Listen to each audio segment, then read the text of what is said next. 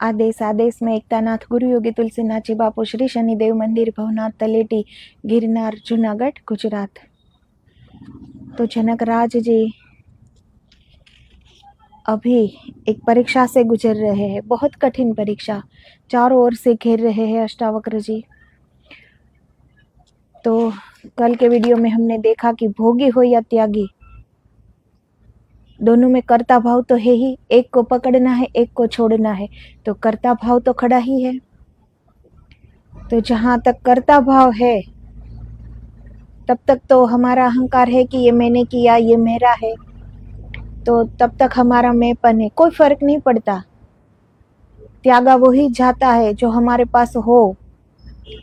तो जो कहता है कि मुझे और त्यागना है, इसका मतलब हुआ कि कुछ अभी अंदर पड़ा है कि अभी त्याग करना बाकी है। वो त्याग हुआ नहीं है, क्योंकि जो करना पड़े वो कभी होता नहीं है। ये तो स्वतः अंदर से सब छूट जाना, तब बात बने।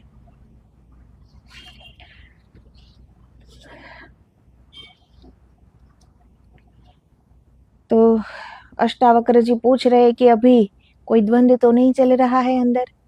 अब जनकराज ने बड़ा अच्छा उत्तर दिया कि द्वंद्व किससे करूं जब दूसरा कोई नहीं है। मैं भी नहीं हूं, मैं हूं तो कोई द्वंद्व हो।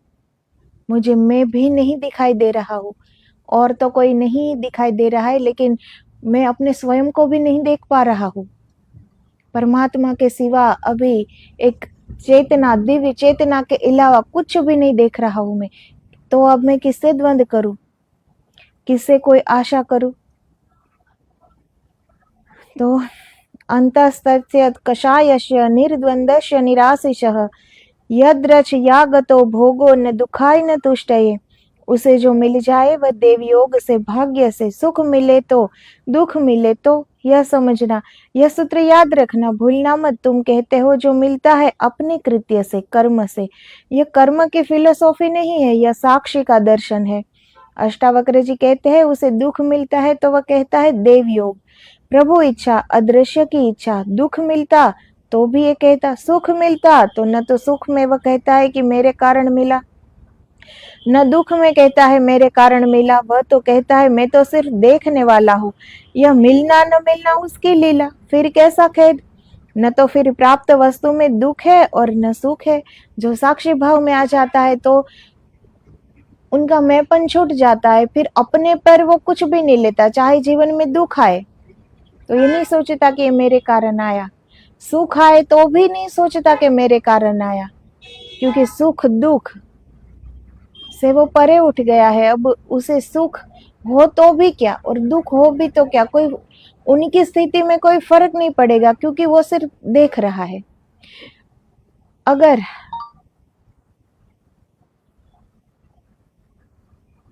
कोई मृत्यु, किसी की मृत्यु हो गई है और हम देख रहे हैं, इसे हम जानते नहीं है, सिर्फ सामने से वो पसार हो रहा है, अर्थी हम देख रहे हैं, तो क्या दुख होगा हमें? क्योंकि हम देखने वाले हैं, वो हमारा कोई भी नहीं, हम जानते भी नहीं, हम सिर्फ देखने वाले हैं, इसीलिए हमें दुख नहीं होता। इसे कहते एक साक्षी भाव, देखना, जो कुछ भी हो रहा है वो देखना कि वो परमात्मा ही करा रहा है, वो ही कर रहा है। बीच में से स्वयं को हटा दो, सिर्फ देखो जो भी हो रहा है। ये पूरी सृष्टि ईश्वर की एक माया मात्र है और कुछ भी नहीं। उसकी माया फैली हुई है, उसे सिर्फ देखो। ये देखना जो आ जाए तो दुख नहीं होगा। इसमें स्वयं सम्मिलित हो जाओ तो दुख होगा। अगर अपना कोई मर गया हो तो इसमें हम स्वयं सम्मिलित हुए कि ये मेरे, ये निजी जन है, ये मेरे माता है, पिता है, ये मेरे कोई है, तो हमें दुख होता है ना। लेकिन अगर किसी और का मृत शरीर हम देखते हैं तो सिर्फ हम उसे देखते हैं। क्या हमारे आंख से आंसू गिरते हैं? तो नहीं गिरते, क्योंकि तब हम सिर्फ देखने वाले होते हैं। तो जो संत जन होते हैं उनकी ये स्थिति होती है, वो सिर्फ साक्षी भाव में जीते हैं, वो स्वयं सम्मिलित नहीं होते जीवन के साथ। तो अष्टावक्र जी ये कह रहे हैं जनकराज को, उनको कहने की कोई आवश्यकता नहीं है जनकराज को, वो पहले से समझे हुए हैं, बड़े ज्ञानी पुरुष है, सब कुछ अपने पास है, राज्य, राजा है खुद, इतनी धन संपत्ति सब कुछ है उनके पास, महालक्ष्मी के अवतार, सीता जी जैसी पुत्री है, सुनैना माता जैसी पत्नी है, क्या नहीं है जनकराज के पास, सब कुछ है। लेकिन फिर भी वो कर गए। ये कोई कुटुंब परिवार कोई अड़चन न बना, तो जिसे करना होता है वो हर हाल में कर लेता है। जनकराज ने ये बहाना नहीं किया कि मैं बंधन युक्त हूं, मैं एक पति हूं, मैं एक पिता हूं, मैं एक राजा हूं। कोई भी संबंध बंधन नहीं हुआ, क्योंकि उसने ये बंधन माने नहीं। तो जिसको नहीं करना होता है उनके लिए ये सारे बहाने होते हैं कि मुझे ये बंधन है, मैं कैसे करूं, अभी मेरी ये फर्ज बाकी है, मुझे कहाँ समय मिलता है। तो ये सब नहीं करने के बहाने होते हैं, वरना कुछ भी अड़चन नहीं हो सकता, कुछ भी नहीं। परीक्षित राजा को 7 दिन में मुक्ति प्राप्त हो गई, वो भी तो, उनके पास भी राज्य था, धन संपत्ति थी, रानी थे, पुत्र थे, सब कुछ थे, फिर भी कर गए। जनकराज भी कर गए। करने वाले कर जाते हैं, बहाने करने वाले रह जाते हैं। बस हमारे में और उनमें इतना फर्क है, इसीलिए हम नहीं कर पाते। तो जो भी ईश्वर ने दिया है, जो भी दिया है हमें, उसे बंधन न मानो, ईश्वर की दी हुई एक पूंजी मानो। बंधन क्यों मानते हो? पत्नी को, पति को, पुत्र को, धन को, संपत्ति को क्यों बंधन मानते हो? ये भी तो ईश्वर ने ही दिया है ना। तो इस संसार में बंधन ईश्वर ने नहीं दिया, हमने खुद, हम बंध गए, इसीलिए हमें ऐसा लगता है कि हम बंधन में है। यहाँ बंधन में कोई नहीं है, अड़चन कोई नहीं बनता, हंसते हंसते कर जाते हैं करने वाले। साथ को एक शक्ति मानकर दोनों तर जाते हैं, दोनों कर जाते हैं करना हो तो। लेकिन हम साथ जिसका मिलता है उनके साथ बहिर्मुखी जीवन जीने के लिए तत्पर हो उठते हैं, इसीलिए हम कर नहीं पाते। कोई संगी है, साथी है, बंधन नहीं है। उनके साथ अपने भीतर उतरो, उनके साथ इस राह पर चलो, खुद भी तर जाओ, उन्हें भी तार दो, हमारे हाथ में है ये।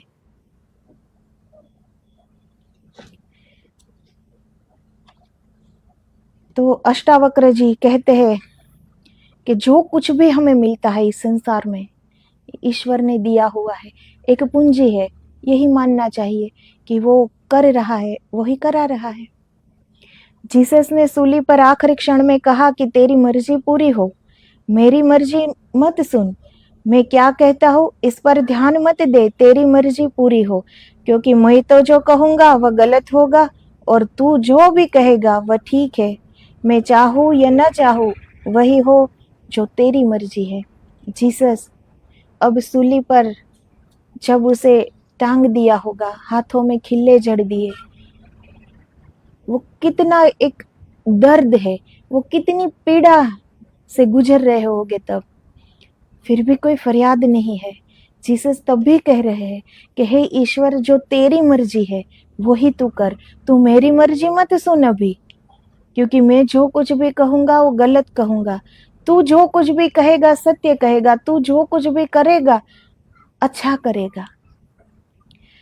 तो इतनी पीड़ा में, इतनी वेदना में भी जीसस को कोई फरियाद नहीं है ईश्वर से, जबकि पूरा जीवन ईश्वर में जिया है, अधिकारी है वो ईश्वर से कुछ कहे तब तो, क्योंकि किया है। अब हम 2 4 5 ईश्वर की माला करके हम अपने आप को अधिकारी मान ले कि ईश्वर से अब हम कुछ भी मांग सकते हैं, तो बिल्कुल गलत बात है। लेकिन आज अगर जीसस कुछ मांगते तो वो गलत ना होता, क्योंकि वो अधिकारी है, पूरी जिंदगी समर्पित कर दी है ईश्वर को, वो मांग सकते हैं। लेकिन जो संत होते हैं वो मांगते नहीं, फिर भी नहीं मांगते। इसीलिए तो अष्टावक्र जी ने जनकराज से ये भी पूछा अब उसकी कसौटी में कि अगर ईश्वर सामने आ जाए और कहे कि मांग जनक, आज मैं तेरी झोली भर दूंगा, तू मांग मुझसे कुछ, मैं आज तुझे देने आया हूँ, तो क्या तभी तेरा मन कुछ मांगने के लिए राजी होगा? लेकिन जनकराज अब क्या मांगे, जबकि कोई चीज, पदार्थ, कोई व्यक्ति और दिखाई दे तो मांगे ना। तो जनकराज जैसे उनकी महानता कि अपने सदगुरु के आईने में देखकर, अपने सदगुरु के दर्पण में देखकर उन्होंने अपने स्वयं को पा लिया, क्योंकि उनके पास कोई बहाना नहीं था नहीं करने का। जनकराज ने कोई बहाने नहीं किए। हम तो एक घर चलाना होता है ना, हमें क्या करना होता है, हमारी फर्ज कितनी होती है, सिर्फ हमारे अपने ही परिवार की तरफ ना कितनी फर्ज होती है हमारी। और वो तो राजा थे, कितने काम हो गए, कितनी फर्ज होगी। हमें सिर्फ एक घर चलाना है, उनको पूरा राज्य चलाना था, फिर भी उन्होंने बहाना नहीं किया, क्योंकि करना था। यही फर्क होता है कि जिसे करना होता है उसे कोई अड़चन रूप कुछ है ही नहीं संसार में। नहीं करना होता है सुई को भी अड़चन मान लेता है, और जिसे करना होता है उसे पर्वत भी नहीं रोक सकता। तो जीसस की महानता देखो, अधिकारी है, आज वो मांग सकता था लेकिन नहीं मांगा। फिर भी आज कह रहा है कि ईश्वर तेरी मर्जी तो पूरी हो गई ना, ये जो कुछ भी हो रहा है इसमें तेरी मर्जी होगी, तो तू मेरी मर्जी मत सुन, तेरी मर्जी तो पूरी हो गई ना। वो कितनी हद तक ईश्वर को समर्पित हो गए कि आज वेदना में भी कोई होठों पे कोई फरियाद नहीं है।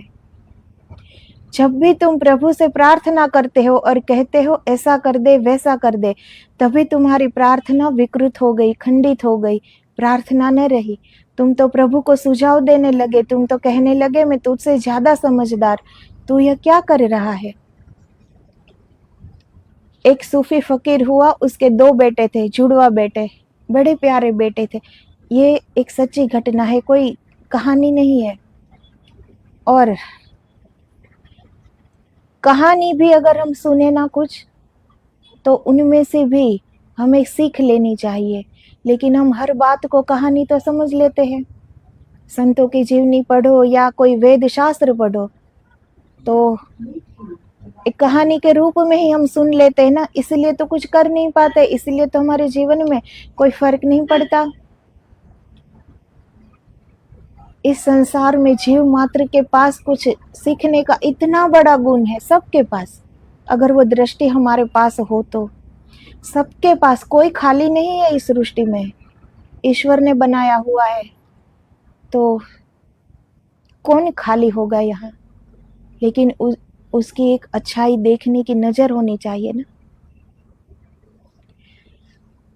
तो हम हर एक के पास से कुछ अच्छा सीख सकते हैं, फिर कहानी भी क्यों न हो, उससे भी हम सीख ही सकते हैं।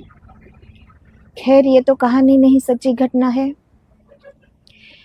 एक सूफी फकीर हुआ, उसके 2 बेटे थे, जुड़वा बेटे, बड़े प्यारे बेटे थे और बड़ी देर से बुढ़ापे में पैदा हुए थे। उसका बड़ा मोह था उन पर। वह एक दिन मस्जिद में प्रवचन देकर लौटा, घर आया तो वह आते ही रोज पूछता था कि आज बेटे कहाँ है। अक्सर तो वे मस्जिद जाते थे, आज नहीं गए थे सुनने। उसने पूछा पत्नी से, बेटे कहाँ है। उसने कहा आते होगे, कहीं खेलते होगे, तुम भोजन तो कर लो। उसने भोजन कर लिया। भोजन करके उसने फिर पूछा कि बेटे कहाँ है, क्योंकि ऐसा कभी न हुआ था कि वे भोजन उसके साथ ही करते थे। तो उसने कहा, इसके पहले कि मैं बेटों के संबंध में कुछ कहूँ, एक बात तुमसे पूछती हूँ। अगर कोई आदमी 20 साल पहले अमानत में कुछ मेरे पास रख गया था, 2 हीरे रख गया था, आज वह वापस मांगने आया तो मैं उसे लौटा दूं कि नहीं। ये फकीर की पत्नी पूछ रही है। संसार में अगर 2 पात्र एक से मिल जाए ना, तो उनका जीवन इसी संसार में ही स्वर्ग बन जाता है। अब देखो उनकी पत्नी की महानता। फकीर ने कहा, यह भी कोई पूछने की बात है?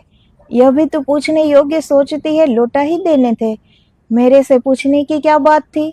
उसके हीरे उसे वापस कर देने थे, इसमें हमारा क्या लेना देना है? तू मुझसे पूछने क्यों रुकी? उसने कहा, बस ठीक हो गया, पूछने को रुक गई थी, अब आप आ गए। वह कमरे में ले गई। दोनों बेटे मुर्दा पड़े थे, पास के एक मकान में खेल रहे थे और छत गिर गई। फकीर ने देखा, बात को समझा, हंसने लगा। कहा, तूने भी ठीक किया। ठीक है, 20 साल पहले कोई हमें दे गया था, अदृश्य देवयोग, परमात्मा या तो नाम जो पसंद हो, आज ले गया। हम बीच में कौन? जब ये बेटे नहीं थे तब भी हम मजे में थे, अब ये बेटे नहीं है तो हम फिर से वैसे हो गए जैसे हम पहले थे। इनके आने जाने से क्या भेद पड़ता है? तूने ठीक किया, तूने मुझे ठीक जगाया। अब इतने बुढ़ापे में बचे हुए थे, कितनी ममता होगी, कितना प्रेम होगा, और वो भी एक माँ को। लेकिन आंख में आंसू नहीं है। कमरे में दोनों उनके बेटे मृत पड़े हैं, फिर भी वो अपने पति को कह रही है कि अगर 20 साल पहले कोई हमें 2 हीरे दे गए हो और अब वापस लेने आए तो मैं दे दूं ना। अब वो फकीर की भी महानता देखो। कमरे में ले गई, 2 मुर्दा बच्चे देखता है तो हंसने लगता है कि बस इतना पूछने के लिए रुकी थी। ये जिसने दिया है वो ले गए, उसमें हमारी हाना उनका क्या मतलब होगा? जिसने दिया है वो ले गए। तो ये होती है महानता। अब वो दोनों पति पत्नी थे, कौन अड़चन बनेगा तरने के लिए, मोक्ष के लिए? मुक्त तो है दोनों। बेटे की लाश सामने पड़ी है लेकिन दोनों हंस रहे हैं, हंस के कह रहे हैं कि जो अमानत दी थी वो आज लौटा दी। हो गए ना बंधन मुक्त। कौन कहता है कि वो पति पत्नी है बंधन युक्त है? कौन कहता है? दोनों बंधन मुक्त है।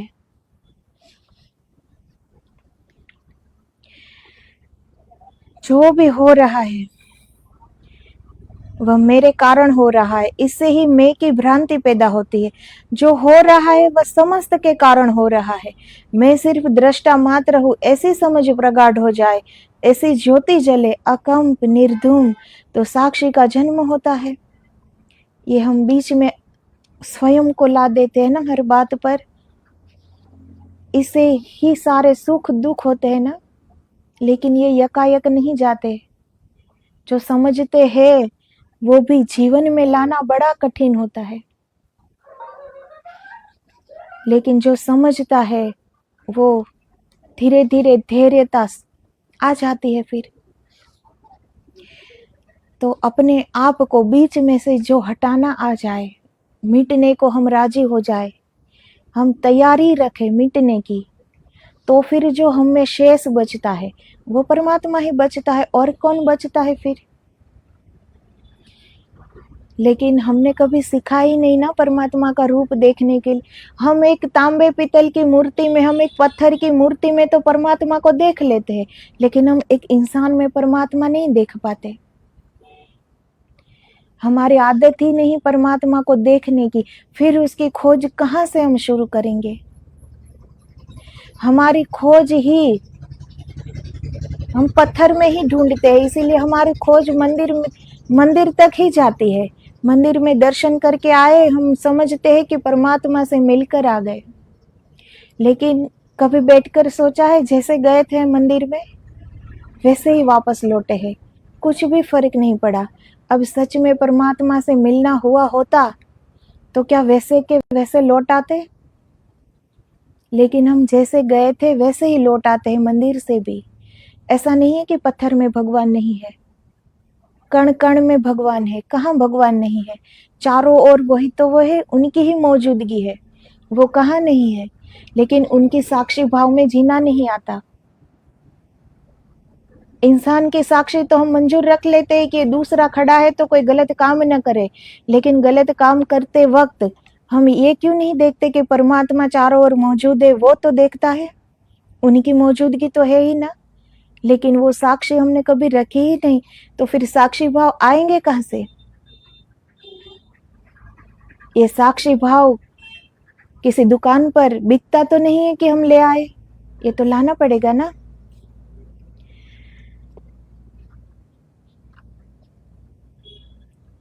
तो आज अष्टावक्र जी चारों ओर से जनकराज को घेर रहे हैं। वो सदगुरु है, वो ही ऐसा कर सकते हैं, दूसरा नहीं कर सकते। माँ बाप होते हैं वो सिर्फ जन्म देते हैं, लेकिन जो सदगुरु होते हैं ना,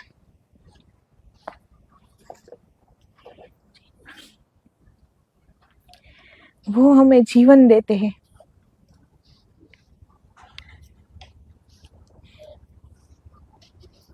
अष्टावक्र ने जनकराज को कहा, तू देख ले, अपने को इन सब बातों पर कसकर, अगर इन सब बातों पर ठीक उतर जाता है तो तूने जो घोषणा की वह परम घोषणा है। अगर इन बातों पर ठीक न उतरता तो अपनी घोषणा वापस ले रहे। इतनी कसौटी की, इतनी मेहनत कौन करे सदगुरु के सिवा। तो अभी अष्टावक्र जी कह रहे जनकराज को कि जो कुछ भी मैंने तुझे कहा, रत्ती भर भी तुम्हें अगर बाकी हो ना, तो जो तूने घोषणा की कि मेरा अद्वैत में प्रवेश हो गया है, मुझे और कुछ दिखाई नहीं दे रहा है, तो तेरे ये शब्द व्यर्थ है, उस शब्द को तू वापस ले ले। अष्टावक्र जी उसे बार बार कह रहे हैं कि अभी कोई आशा अंदर बची हो तो तेरा अद्वैत में प्रवेश नहीं हुआ है, तू मेरी दोहराई हुई बात बोल रहा है, और दोहराई हुई बात दूसरी बार बोलने से कोई मतलब नहीं होता। तो ये सब हमारे लिए ये गुरु शिष्य संवाद कर रहे हैं। ऐसा नहीं कि अष्टावक्र जानते नहीं है कि जनकराज सच में, आज जनकराज ने सत्य पा लिया है, और ये बिल्कुल सत्य बात है, उनमें जरा सा भी कोई झूठ नहीं है, बिल्कुल सत्य बात है। ये अष्टावक्र जी जानते हैं, लेकिन वो फिर भी पूछते हैं, क्योंकि इन दोनों का संवाद हुआ तभी हमें ये ग्रंथ प्राप्त हुआ। आज हमारे पास ये ग्रंथ है। अगर गुरु शिष्य को जब ये क्रांति घटित होती है ना, तो ये बड़ी मौन में होती है, उनके लिए कोई शब्द नहीं होता, लेकिन ये संत की कृपा होती है, ये संतों की करुणा होती है कि वो हमारे लिए, जो हम इतने ना समझ है, हमारे लिए वो निशब्द को शब्द देते हैं कि हमें करने को मन हो, हम भी कर पाए। इसमें कितनी कला होनी चाहिए सदगुरु की, कितनी मेहनत होगी कि एक निशब्द को शब्दों में पिरोना। अनुभूति को कोई शब्द नहीं दे सकता, वो अनुभव का विषय है, ये शब्दों का विषय नहीं है। लेकिन सदगुरु उन्हें भी शब्द दे देते हैं। सदगुरु जिस मार्ग से चलते हैं ना, वो मार्ग प्रकाशित करते जाते हैं, हमारे लिए प्रशस्त करते हैं कि हम उस मार्ग में चलने को राजी हो जाए। हम भी जब ये पढ़े, जब ये सुने, तो हमारे अंदर भी ऐसा हो कि इस मार्ग पर चलना चाहिए, कुछ प्राप्त करना चाहिए, यही मार्ग सत्य का मार्ग है, ये हमें भी पता चले। इसीलिए सदगुरु इतनी मेहनत करते हैं, उन्हें कोई जरूरत नहीं होती, वो तो परम आनंद को उपलब्ध हो गए होते हैं। उन्हें क्या पड़ी है कि उस आनंद से वो निकलकर हमारे बीच में हमारे जैसे बनकर रहे। लेकिन वो फिर भी इस 5-5.5 फुट के शरीर में, इस शरीर का वस्त्र धारण करते हमारे बीच में आ जाते हैं। कैसी करुणा होगी, हम ये रत्ती भर भी जान नहीं पाएंगे कभी।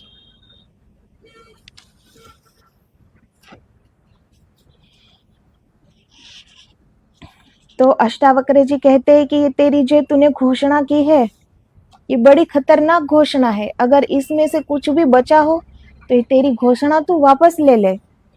तू मुझे सुनकर विश्वास मत करना, तू मुझे सुनकर श्रद्धा को जगा, तू सत्य में स्वयं जाग, मेरी जाग तेरी झाग नहीं हो सकती और मेरी रोशनी तेरी रोशनी नहीं हो सकती। मेरी आंखें मेरे काम आएगी और मेरे पैर से मैं चलूंगा। तुझे तेरे पैर चाहिए और तेरी आंखें चाहिए और तेरी रोशनी चाहिए। तू ठीक से पहचान ले, तू मुझसे प्रभावित तो नहीं हो गया है। अब भी अष्टावक्र जी पूछ रहे हैं, जबकि सारे उत्तर जनकराज दे रहे हैं, फिर भी पूछ रहे हैं। कितना जांच रहे हैं, क्योंकि सदगुरु को पूरा सोना चाहिए, थोड़ी सी भी मिलावट नहीं चाहिए।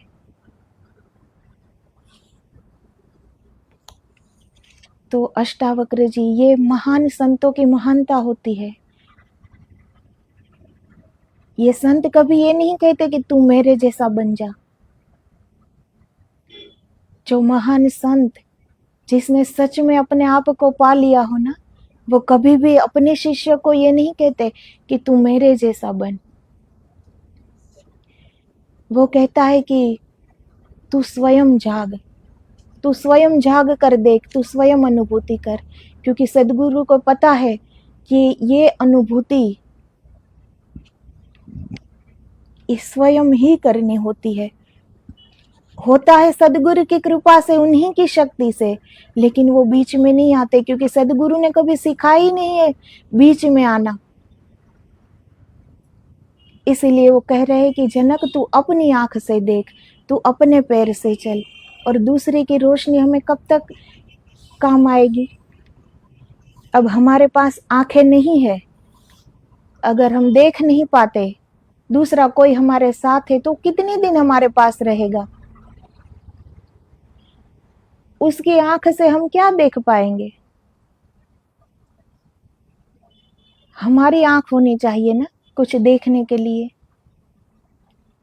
इसीलिए हमारे इस देश में इतने धर्म है, इतने संप्रदाय है, इसलिए सब उलझ गए हैं।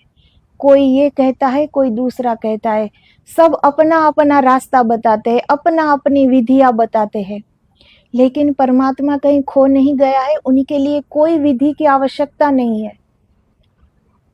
परमात्मा से हम दूर हो गए हैं। हमने अपने आप को उनके सामने खड़ा कर दिया है कि ये मैं हूं और ये तू है। और फिर पहली बार तो हमारा ये जन्म हुआ नहीं है, हमारी आत्मा का तो नाश है नहीं। बार बार इस आत्मा एक नया वस्त्र धारण करके, नया शरीर धारण करते इसी संसार में आती है। और हम इतने बहिर्मुख हो गए, हम इतने दूर चले गए, इतने दूर चले गए। परमात्मा तो अपने स्थान पर ही है, वो कभी नहीं बदला। युग बदले, समय बदले, कुछ भी बदले, परमात्मा नहीं बदलेगा। उनमें बदलाव नहीं है, उनमें स्थिरता है। वो आज भी वही है, अपने स्थान पर है। हम दूर चले गए हैं तो लौटना हमें पड़ेगा, लौटना हमें है। और हम परमात्मा को कह रहे हैं कि तुम मिल जाओ, तो ये कैसे संभव हो सकता है। परमात्मा अगर दूर हो तो हम उसे कह सकते हैं कि भाई तू वापस आ जा, हमें मिल जा। लेकिन हम दूर गए परमात्मा से, तो हमें लौटना पड़ेगा। तो अभी भी समय है, अभी भी अगर हम लौट जाए तो आज नहीं तो कल। चलना शुरू किया है तो पहुंचेंगे ही ना, लेकिन लौटना हमें ही पड़ेगा। बहुत दूर चले गए ना, फिर लौटना नामुमकिन सा हो जाएगा, क्योंकि फिर परमात्मा याद नहीं आएगा। इस भीड़ में भीड़ का हिस्सा बनकर इस भीड़ की तरह ही कहीं खो जाएंगे। हमें अपना पता भी नहीं मिलेगा, फिर परमात्मा का पता कैसे लगाएंगे। क्योंकि हमने सीखा नहीं अपनी आंख से देखना, हम हमेशा दूसरों की आंख से तो देखते हैं। इतने ग्रंथ है हमारे पास, फिर भी हम सुनते किसको है, दूसरों को ही सुनते हैं ना। तो वो अपने सोच के अनुसार बताएगा कि परमात्मा ऐसे मिलेगा। फिर दूसरा धर्म आ जाता है, वो कहता है कि परमात्मा ऐसे मिलेगा। ये बात नहीं कि सब झूठ कह रहे हैं, सब सत्य कह रहे हैं, लेकिन वो उनका सत्य है, हमारा सत्य नहीं है। हम जब स्वयं देख लेंगे वो हमारा सत्य है, कि हम अपनी आंख से देखेंगे, दूसरों की आंख से नहीं। अब जनकराज ये कहते कि मुझे क्या करने की जरूरत है, जिस मेरे सदगुरु तो अष्टावक्र जी है, उन्होंने सब कुछ पा लिया है, तो वो मुझे भी मुक्त कर देंगे।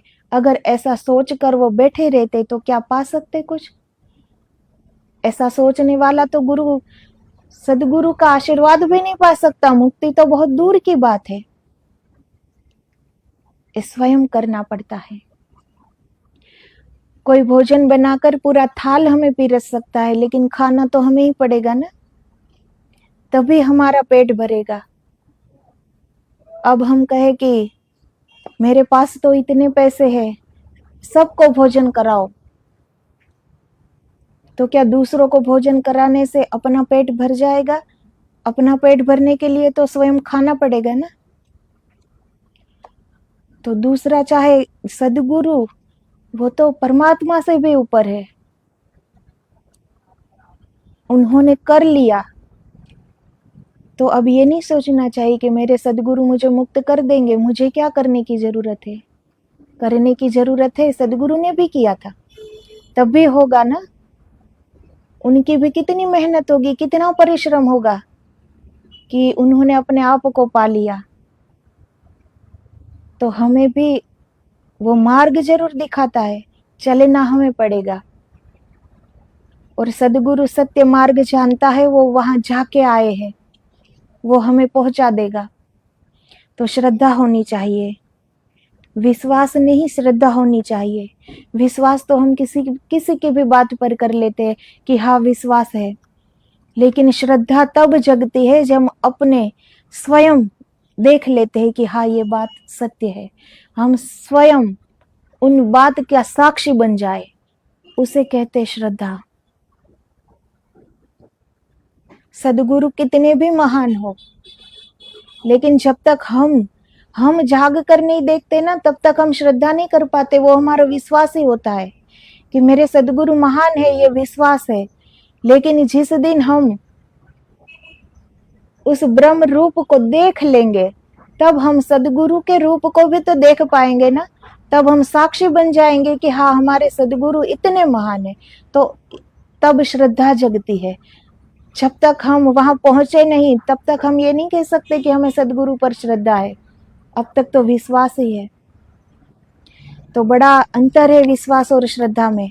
तो स्वयं चलना पड़ता है, स्वयं देखना पड़ता है, स्वयं परिश्रम करना पड़ता है। संसार में कुछ भी बंधन नहीं है, किसी का साथ पाओ तो साथ में चलो, और आगे बढ़ो और आगे बढ़ो, कि आनंद को पा जाओ। ऐसा नहीं कि बहिर्मुख भटक जाओ इस संसार में, नहीं, तर जाओ। किसी और को भी ये मार्ग दिखा सके, जब वो मार्ग देखा होगा तो दिखाएंगे ना। बड़ी आवश्यकता है आज के युग में। अभी संतों से खाली नहीं है ये धरती, लेकिन अभी प्रथम चरण है ये कलयुग का। तो हम सब देख ही रहे आज का समय। अब दूसरा कैसा होगा, तीसरा कैसा होगा। बड़ी आवश्यक है कि कोई जाए, कोई जग कर देखे, कि आने वाले को वो मार्ग दिखा सके। तो अष्टावक्र जी कहते हैं कि मुझसे प्रभावित मत हो, पहले तू खुद जाग, फिर तू खुद देख कि तू कौन है, मैं कौन हूं। सीधा प्रभावित मत हो, मेरी बातों से भी प्रभावित मत हो, तू स्वयं देख फिर बात कर। कृष्णमूर्ति निरंतर कहते हैं किसी से प्रभावित मत होना, वे ठीक कहते हैं। वह अष्टावक्र जी का ही सूत्र है, किसी से प्रभावित मत होना, जागो, अनुकरण में मत पड़ जाना। अनुकरण तो सिर्फ नाटक है, अभिनय है, जीवन का उससे कुछ लेना देना नहीं है। अब हम किसी का अनुकरण करें, यहाँ कोई किसी के जैसा नहीं है। अगर ये संभव होता तो ईश्वर ही सबको एक जैसा नहीं बनाता। ईश्वर ने यहाँ सबके एक अपनी जिंदगी दी है। करोड़ों लोगों में किसकी सोच मिलती है, किसका बर्ताव मिलता है, कौन एक सा है। एक ही माँ बाप के दो संतान भी एक से नहीं होते, यहाँ कौन एक सा है। तो हम अनुकरण दूसरों का क्यों करें। हमें दूसरे जैसा नहीं बनना है, हमें अपने आप को देखना है, अपने आप को स्वीकार करना है। यही मैं तुमसे भी कहता हूँ, सुनो, लेकिन सुन लेना काफी नहीं है, सुनते सुनते जागो। जो सुनो उसको पकड़कर मत बैठ जाना, नहीं तो पिंजरा हाथ लगेगा, पक्षी उड़ जाएगा या मर जाएगा। जो सुनो उसे जल्दी खोल लेना, गुन लेना। जो सुनो उसे जल्दी रूपांतरित करना। जैसे हम किसी पंछी को पिंजरे में रख कर अपने घर ले आते हैं, लेकिन अभी पंछी को पिंजरे में पूरा ही है और वो पिंजरा हम खोल दे तो वो पंछी मुक्त गगन में उड़ जाएगा, क्योंकि वो उड़ने के लिए ही पंछी का जीवन होता है। ये पूरा आसमान पंछियों के लिए है, पूरा आसमान। लेकिन उसी पंछी को पिंजरे में 1 साल, 2 साल, 3 साल रखो, वो आसमान को देखता तो है, लेकिन फिर वो पिंजरे को ही अपनी सुरक्षा मान लेगा। फिर अगर पिंजरा खोल दो, वो पक्षी उड़ेगा तो सही, लेकिन थोड़ी ही देर में वापस आ जाएगा पिंजरे में, क्योंकि तब तक वो अपनी क्षमता खो बैठता है उड़ने की। इसलिए कहते हैं ना, समय पर जो मिल जाए, क्योंकि हम एक पल के पहले जो होते हैं वो दूसरे पल में नहीं होते। हमारी सोच एक पल पहले जो थी वो दूसरे पल में नहीं होती। यहाँ पल पल जिंदगी बदलती है। तो सदगुरु जब कोई बात कहते हैं तो उसी पल इस पिंजरे को खोल देना चाहिए। पिंजरा मतलब कि ये शरीर, और पंछी मतलब हमारे आत्मा। आत्मा मुक्त होने के लिए तड़प रही है और हम उसे बंधन में बांधे जा रहे हैं। तो 2-3 साल पिंजरे में पंछी रख दो, फिर पिंजरा खोल दो, वो नहीं उड़ेगा, कितना भी प्रयास कर लो, क्योंकि वो अपनी क्षमता अब खो बैठेगा। अब वो ऊंचाई से भी डरने लगेगा। वही पंछी जो पहले आसमान में उड़ता था अब नहीं उड़ पाएगा, अब वो डरेगा, क्योंकि अब पिंजरे को अपनी सुरक्षा मान बैठा। जैसे हम मान बैठे हैं ना इस शरीर को अपनी सुरक्षा। आत्मा तो उड़ान के लिए है, आत्मा तो परम मुक्त है, परम स्वतंत्र है, लेकिन हम उड़ने नहीं देंगे क्योंकि हम डर रहे हैं। और ये शरीर हमारी सुरक्षा है। हमारी क्षमता खो गई है कि हम मोक्ष में जिए, हम मुक्ति में जिए, क्योंकि परमात्मा से न जाने कितने जन्मों से हम दूर हो गए हैं और हम और दूर होते जा रहे, और दूर होते जा रहे। हमारी सारी क्षमताएं खो चुकी। लेकिन जब भी कुछ समझे तो फिर से हम क्षमता पा तो सकते हैं ना। अगर समझ में आए कि आत्मा परम मुक्त है, मुक्ति को कहीं ढूंढने नहीं जाना है, हमारी आत्मा परम मुक्त है, परम स्वतंत्र है, हम मुक्ति में तो जी रहे हैं, लेकिन ये हमारा मन है, वो बंधन का कारण है। हम स्वयं राजी हो जाते हैं कि कोई आओ और हमें बांध लो। ये हमारा चुनाव है।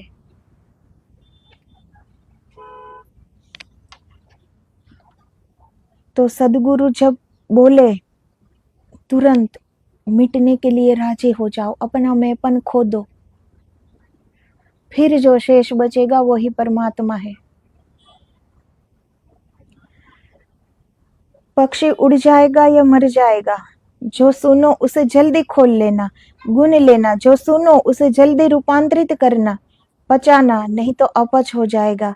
उसे पचाना, वह तुम्हारा खून बने, तुम्हारे खून में बहे, तुम्हारी हड्डी बने, तुम्हारी मज्जा बने, तुम्हारे प्राण बने। तो श्रद्धा, इसे कहते हैं श्रद्धा।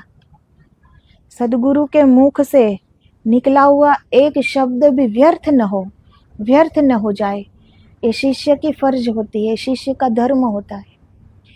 सदगुरु जानते हैं शब्द ही ब्रह्म है, शब्द का कभी नाश नहीं है। जैसे परमात्मा का नाश नहीं है, वो अजर है, अमर है, शाश्वत है, आदि अनादि, उनका कभी नाश है ही नहीं, तो शब्द का भी तो नाश नहीं है। तो सदगुरु जो अपने मुख से जो शब्द बोलते हैं उनको कभी व्यर्थ नहीं करना चाहिए, क्योंकि सद्गुरु कभी व्यर्थ में नहीं बोलते। उनके शब्दों में कोई ना कोई बड़ी गहरी बात होती है, अगर हम सुन सके, अगर हम समझ सके तो श्रद्धा का अर्थ है पचाया हुआ, विश्वास का अर्थ है अनपचा।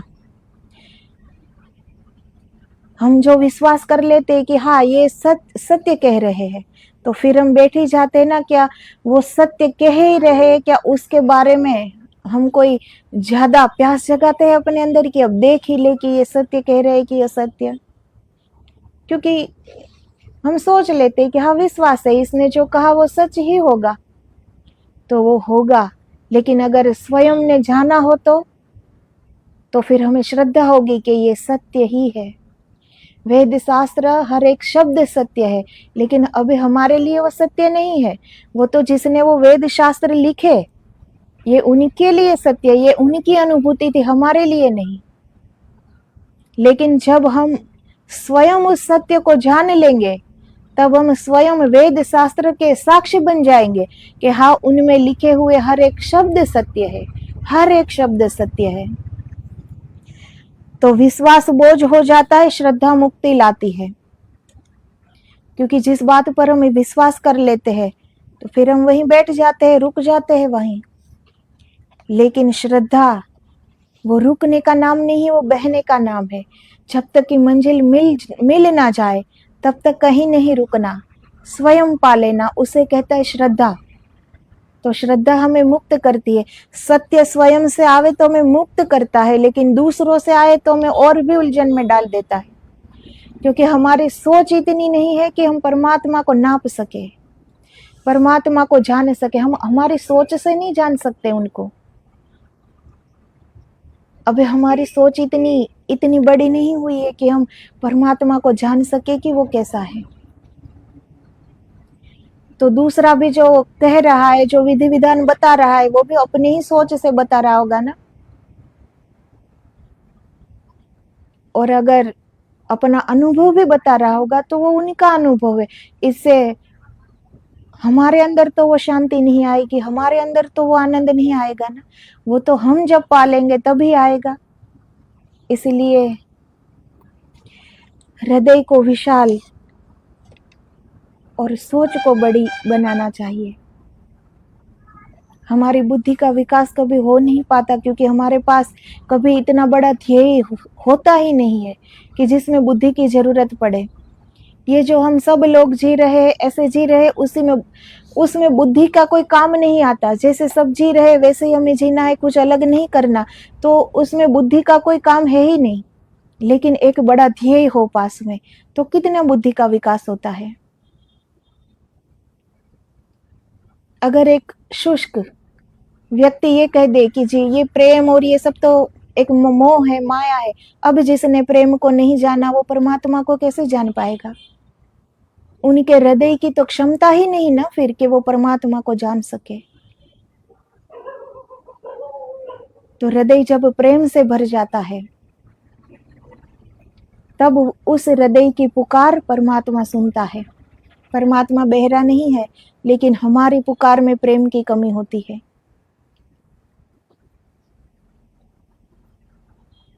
तो अष्टावक्र जी जैसे सदगुरु जनकराज के थे, फिर भी जनकराज ने ये कहकर बैठ नहीं गए कि मेरे सदगुरु तो परम मुक्त है, वो मुझे भी मुक्त कर देंगे, मुझे अब क्या करने की आवश्यकता है।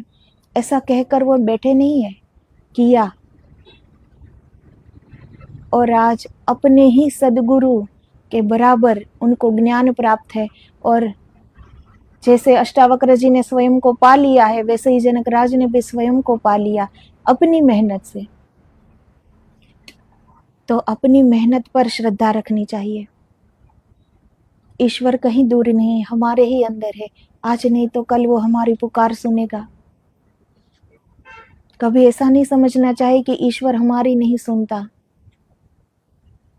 हमारी पुकार में अभी कमी है, तो वो कमी हम दूर करेंगे। तो आदेश आदेश। जय गिरनारी, जय गुरुदेव।